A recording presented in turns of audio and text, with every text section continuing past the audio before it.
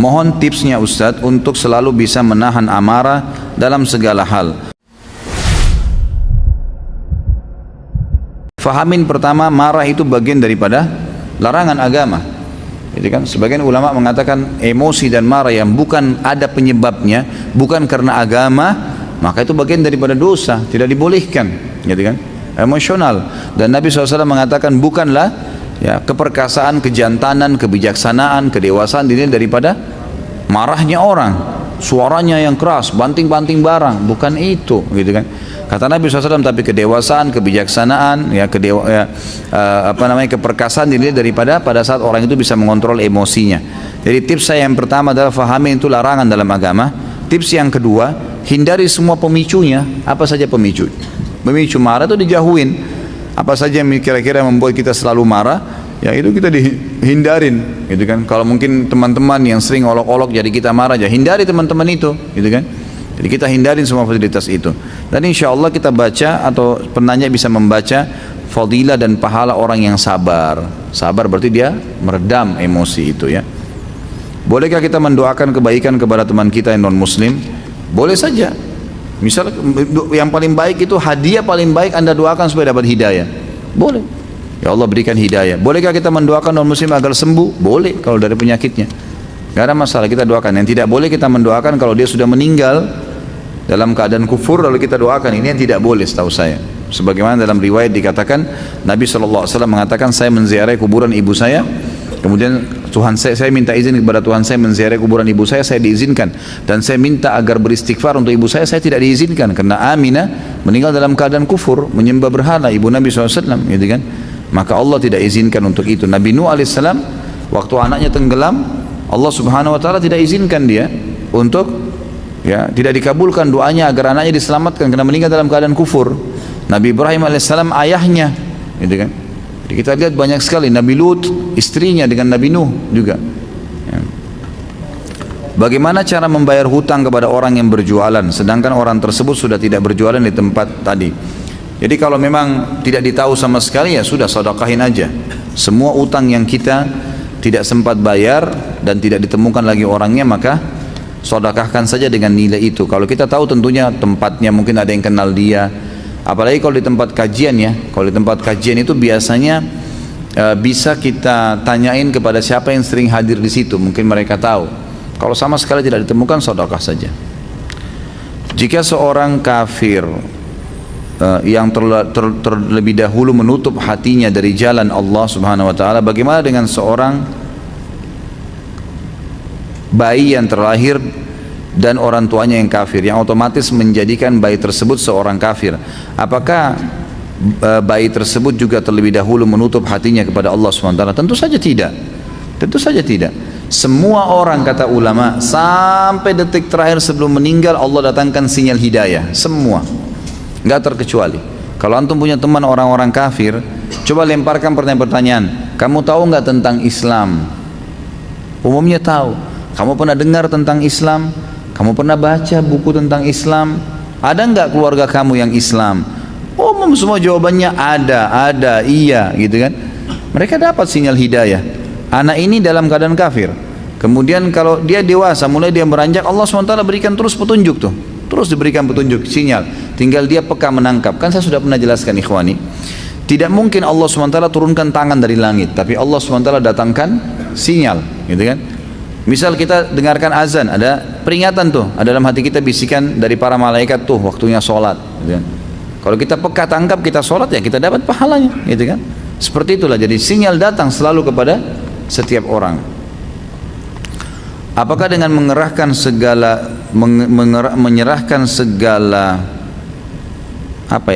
puji hanya untuk Allah SWT adalah cara yang paling tepat untuk kita bisa berbuat ikhlas? Tentu saja, ya, tentu saja. Kita semua segala satu karena Allah itu adalah ikhlas. Ustaz, saya pernah mendengar dikarenakan doa para alim ulama yang menunda Allah untuk menurunkan azabnya. Tolong perjelas di suatu negara, tolong perjelas. Tentu saja ya, apa saja yang dibacakan oleh orang-orang mukmin berdoa itu menjadi penyebab. Ya, orang mukmin itu kalau dia berdoa, dia mengingatkan kaumnya sambil dia mengingatkan juga kesalahan-kesalahan yang dikerjakan oleh orang-orang, insya Allah itu termasuk bisa saja jadi penghambat azabnya Allah datang. Benarkah statement ini tidur adalah istirahat untuk raga atau badan kita, sedangkan istirahat untuk jiwa atau ruh kita ialah beribadah kepada Allah SWT, sholat, baca Al-Quran? Saya tidak pernah tahu kalau masalah istirahat, tapi yang saya tahu nutrisi, ya, makanan untuk tubuh jelas bagi kita. Kita selalu kejar tuh, jadwalin makan pagi, makan siang, makan malam. Ruh kita yang di dalam badan juga punya makanan, dan makanannya dia adalah agama, ilmu, iman, amal saleh. Ya. Ustaz, apa ciri atau kriteria ulama yang dimaksud dalam Al-Fatir ayat 28? Apa nih surahnya? Ayatnya apa tuh? Saya nggak hafal ya, nggak ingat sekarang. Nanti sebentar dilihat terakhir ya. Kenapa? Apa? Innama yakhsyallaha min ibadil ulama. Itu yang ditanyakan. Ya, ulama secara umum, ya. Ulama itu jamak daripada alim, yang berarti memahami hukum halal haramnya Allah. Yang dimaksud dengan ayat ini, innama yakhsyallaha min ibadil ulama, sesungguhnya orang yang paling takut, tunduk, patuh, mengenal Allah adalah ulama. Artinya orang yang sudah belajar ilmu-ilmu agama, itu yang dimaksud. Jadi memang ulama yang faham, dan dia ini dikatakan seorang alim pada saat bersatu padanya dua hal. Dia punya ilmu dan dia amalkan. Karena tidak masuk dalam kriteria alim kalau dia punya ilmu dia tidak amalkan, gitu kan? Jadi tidak dimasukkan dalam kategori alim yang memang bisa masuk dalam ayat ini, ya. Yang dalam arti kata dia akan tunduk patuh sama Allah. Karena kalau yang patuh tunduk sama Allah itu yang memang yakhsha, ya, dia takut kepada Allah, itu adalah orang yang punya ilmu dan diamalkan. Seseorang bekerja pada perusahaan pemasok tenaga kerja, dalam kurung perusahaan A. Perusahaan A tersebut memasok tenaga kerja ke perusahaan B. Setelah orang tersebut diterima di perusahaan B, baru diketahui bahwa perusahaan A memperbagus atau menambah biodata orang tersebut agar memenuhi minimum persyaratan perusahaan B. Sama tadi ini, ya. Apa yang harus dilakukan oleh orang tersebut dan bagaimana status gajinya? Sama dari ini jawaban saya dengan yang sebelumnya.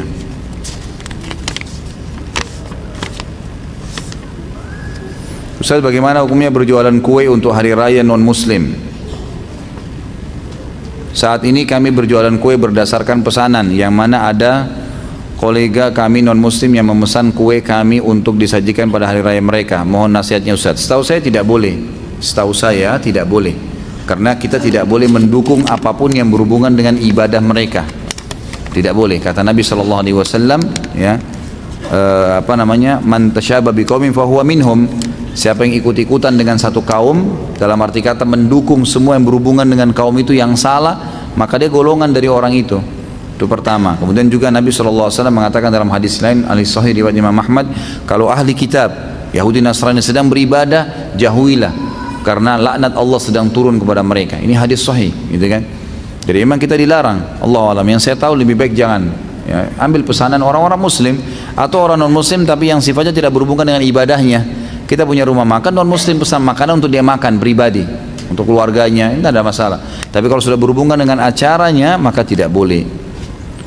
Berkenaan dengan uban yang Ustadz sampaikan, bagaimana dengan kedudukan hadis bahwa uban akan menjadi cahaya pada hari kiamat, hadis Abu Daud? Enggak bertolak belakang kan?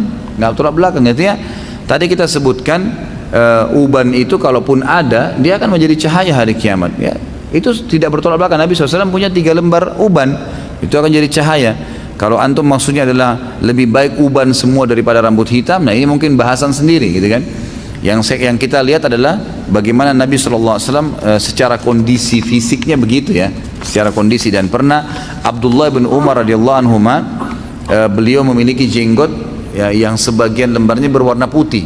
Lalu Nabi SAW suruh untuk diberikan warna-warna merah, ya, ke warna merah dan bukan warna hitam, sehingga tidak kelihatan putih itu. Dari Nabi SAW seperti itu berlakunya yang saya tahu.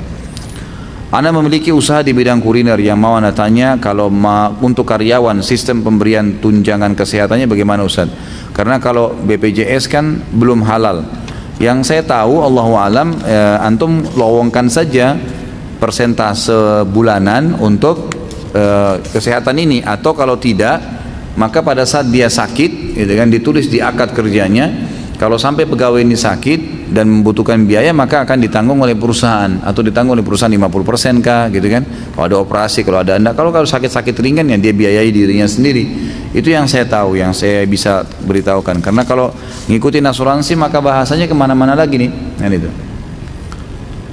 Cukupkah istighfar dan bersyukur sebagai obat hati, atau atas semua kesalahan yang lalu? Allahu alam, yang saya tahu untuk mengobati hati cukup, insya Allah. Mudah-mudahan ya, artinya dengan istighfar berarti mengakui kesalahan, dengan bersyukur maka insya Allah itu satu hal yang positif. Insya Allah cukup untuk mengobati penyakit hati. Bagaimana balasan Allah? Tentu ini juga dengan dikeluarkan penyakit-penyakit hatinya ya. Biar juga banyak istighfar, biar juga banyak bersyukur. Tapi kalau penuh dengan hasud maka sama saja. Sama tadi kalau ruangan itu, ini ada tulang-tulangnya, makanan bekasnya dibersihkan nih. Tapi jendela sama pintunya dibuka. Ada lagi sebentar, sejam kemudian kotoran lagi, maka sama aja gitu kan. Bagaimana balasan Allah terhadap dosa yang telah lalu dalam konteks sebab dan akibat? Apakah akan dihabiskan di dunia atau akan disisakan di akhirat nanti? Tentu kalau dia taubat bersih, udah nggak ada. Karena kata Nabi SAW dalam hadis sahih riwayat Abu Daud, at-taubat tajubbu ma qablah. Ya, at-taubat tajubbu ma qablah. Jadi taubat itu membersihkan semua yang lalu-lalu. Jadi sudah tidak ada lagi, asal dia taubat insya Allah. Apabila kita dizalimi seseorang, dapatkah kita memohon percepatan balasan? Kan sudah saya jelasin tadi. Boleh saja, tapi lebih baik kalau kita minta diberikan hidayah. Jika terlambat bangun setelah matahari terbit, masih bisakah kita sholat subuh? Bisa, tapi dengan syarat bukan disengaja, bukan sengaja ya. Dalam arti kata gini, memang antum tidur kebablasan bangun, atau sempat terbangun cuma kayak orang tidak sadar tidur lagi, memang tidak bisa menguasain diri, maka itu tetap sholat. Tapi kalau ada orang emang dasarnya sudah dengar azan subuh, nggak mau sholat, gitu kan? Emang dia nggak mau sholat, ditunda, bukan ditunda, memang dia tidak mau sholat. Mungkin setelah terbit matahari di kantornya, terus kemudian teman-temannya pada cerita semalam ada pengajian begini, terus dia sadar, oh iya berarti harus sholat ya. Nah kalau dia mau sholat subuh lagi sudah nggak boleh, karena dia sengaja tinggalin tadi. Kalau tidak sengaja ditinggalin, insya Allah bisa. Bagaimana cara agar hati tetap bersih sementara ada orang-orang yang terus menguji kita supaya hati kita jadi kotor? Ya, saya bilang tadi, batasi hubungan sama mereka. Ya, kontek-kontekan semaksimal mungkin kita batasi semua. Orang-orang yang bisa menyebabkan masalah dengan kita secara imaninya, hati kita jadi kotor, ditinggalkan. Kalau bisa ditinggalkan malah lebih baik, gitu kan, diputus kontak. Cari orang-orang yang bisa menjadi pendukung kita untuk bisa membersihkan hati itu. Bagaimana cara menghindari zina dan riba? Ya, paling pertama baca dulu hukumannya. Saya sarankan Anda membaca sebentar, bisa di search, di Google, ditulis hukuman bagi orang yang berzina, hukuman bagi riba. Baca tuh ancaman-ancamannya Allah di situ. Itu yang paling pertama, kiat pertama. Jadi Anda punya informasi kenapa saya harus tinggalkan. Karena selama ini yang membuat orang tidak mau tinggalkan karena dia belum tahu ada apa di belakang itu. Kita tidak mau mengerjakan satu perbuatan karena kita tidak tahu dapat apa di situ tuh. Misalnya perbuatan baik nih. Kalau ada orang malas sholat karena dia belum tahu ada apa di sholat tuh, dan dikasih apa sama Allah. Kalau dia baca janji-janji Allah, insya Allah poin pertama akan terdongkrak hatinya untuk mau mengerjakan. Sama halnya dosa. Dia terus mau mengerjakan karena dia belum tahu ancaman Allah di situ, maka dia cari tahu ancaman Allah, gitu kan? Itu yang pertama. Yang kedua, jauhi semua fasilitas yang mendukung itu. Tontonan yang didengar, tidak boleh lagi lihat semua itu, memang ditutup, ya. Jangan buka. Karena Allah mengatakan, a'udzubillahi minasyaitonir rajim, wala taqrabuz zina. Jangan dekatin zina itu. Jangan mulai SMS, jangan mulai telepon, jangan mulai nanya. Tidak perlu, sudah tutup aja, gitu kan? Udah selesai, tutup. Memang begitu. Dan insya Allah kata Nabi SAW, man taraka syai'an lillah abdalahu khairan min. Siapa yang meninggalkan sesuatu karena Allah, Allah akan gantikan yang lebih baik. Di dalam sebuah hadis yang diriwayatkan oleh Abu Hurairah bahwa Rasulullah SAW bersabda, barang siapa yang melihatku di saat tidur, maka seakan-akan dia melihatku pada saat terjaga, dan syaitan tidaklah dapat menyerupaiku. Juga hadis yang diriwayatkan oleh Abdullah bin Mas'ud bahwasanya Rasulullah SAW bersabda, barang siapa yang melihatku di saat tidur maka sungguh dia telah melihatku, sesungguhnya syaitan tidak bisa menyerupaiku. Hadis Tirmidzi, dan dia berkata hadis hasan sahih. Apabila Ustaz Khalid pernah bermimpi bertemu Rasulullah SAW, dan di mimpi tersebut beliau memberi nasihat yang belum pernah ada dikatakan. pada zaman beliau kepada Ustadz Khalid dan berpesan agar disampaikan juga kepada umat muslim yang lain. Apakah Ustadz Khalid akan menyampaikan walaupun itu hal baru? Tentu saja tidak. Tentu saja tidak, karena mustahil bertemu antara pesan Nabi SAW yang datang dalam mimpi dengan apa yang telah beliau ajarkan. Jadi ulama juga membahas masalah mimpi ini. Yang pertama, hadis ini benar, tidak ada yang kita ragukan. Kalau orang lihat di dalam mimpinya Nabi SAW, maka itu adalah Nabi SAW. Tapi perlu diketahui, Ibnu Sirin menjelaskan dalam masalah takwil mimpi dengan panjang lebar. Perlu diketahui, mimpi yang disebutkan ketemu Nabi SAW adalah mimpi yang memang yang sedang dilihat benar seperti apa yang disebutkan ciri fisiknya Nabi SAW. Misal memang Allah perlihatkan kita melihat secara fisik memang Nabi SAW, bentuk alisnya sudah disebutkan bagaimana, warna kulitnya. Kalau misal maaf, ada orang mimpi Nabi SAW tapi orangnya pendek gemuk, itu nggak benar. Karena Nabi SAW apa ciri fisiknya?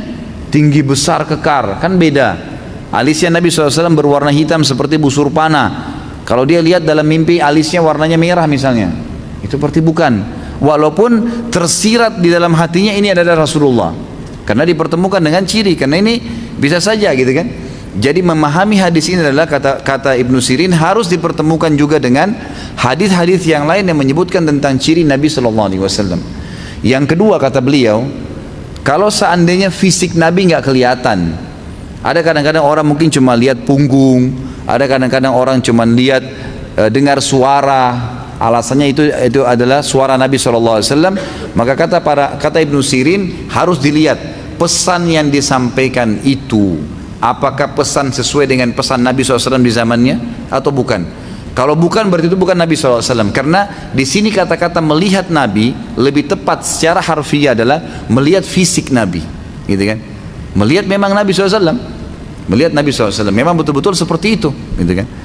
Saya pernah mengalami melihat Nabi SAW pada saat saya pertama mengisi materi sirah. Itu saya lihat dalam mimpi saya sendiri, Nabi SAW lagi di hadapan saya, dan kebetulan wajah beliau itu sangat dekat, dan saya mempelajari dalam hadis Bukhari tentang ciri Nabi SAW. Alisnya seperti busur panah, hidungnya seperti apa, bola matanya seperti apa, bibirnya SAW seperti apa, dan itu persis seperti apa yang dalam hadis. Dan saya lihat beliau tidak bicara apa-apa, cuma menghembuskan nafas dari hidungnya. Yang dalam mimpi itu saya lihat saya menghirup nafas itu, gitu. Hanya itu saja. Kemudian saya terbangun. Maka saya sangat yakin itu Nabi SAW. Dan saya tahu pada saat itu memang saya sudah membuka kelas khusus untuk belajar mengajar secara intens masalah sirah dan hadis Nabi SAW, gitu kan. Itu yang saya tahu. Jadi di sini perlu kita ketahui, melihat Nabi SAW dalam hadis Bukhari tadi dan Tirmidzi adalah melihat utuh Nabi SAW, melihat utuh. Kita lihat minimal wajah. Nah, kalau kita cuma ini ya, kalau lihat utuh maka itu berarti Nabi SAW. Dan pastikan tidak mungkin Nabi SAW menyampaikan dalam mimpinya apa yang bentrok dengan apa yang ada dalam hadisnya, itu nggak mungkin. Karena tidak mungkin Nabi SAW mengajarkan hal yang salah, gitu kan. Itu kan hal yang baru berarti. Seperti sekarang banyak orang mengaku ketemu Rasulullah SAW lalu menyampaikan harusnya berzikir membaca 1000 kali kalimat ini dan 1000 kali kalimat ini, dan kalau tidak disampaikan, kalau tidak dikirim dari HP kamu maka kau akan kualat, gitu kan. Itu banyak itu, gitu kan. Pastikan kalau kau tidak kirim, kau hapus, maka akan kualat, diancam 7 hari 7 malam akan datang musibah dan ya, semua tidak benar, khurafat. Dari mana ini, gitu kan. Tidak mungkin. Sementara memang wahyu Allah Subhanahu wa taala itu sudah banyak sekali. Wahyu sudah sangat banyak, gitu kan. Jadi kalaupun Nabi SAW datang, Nabi SAW akan mengingatkan umatnya apa yang memang sebenarnya yang dibutuhkan, yang sifatnya sudah ada penyampaian, cuma mungkin umatnya meninggalkannya. Itu bisa terjadi. Dan ini sangat jarang ya.